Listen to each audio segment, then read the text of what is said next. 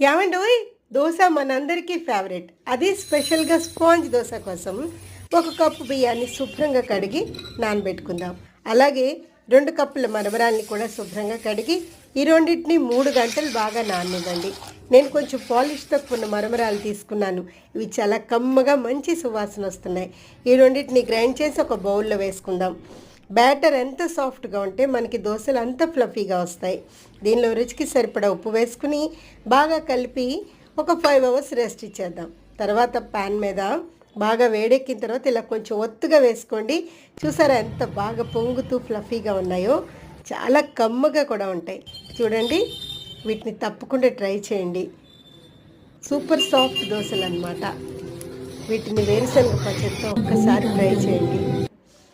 ఇలా పల్చగా వేసుకుంటే ఇలా ట్రాన్స్పరెంట్గా వచ్చి సాఫ్ట్గా ఉంటాయి. తప్పకుండా ట్రై చేయండి. నా ఛానల్ని సబ్స్క్రైబ్ చేయండి.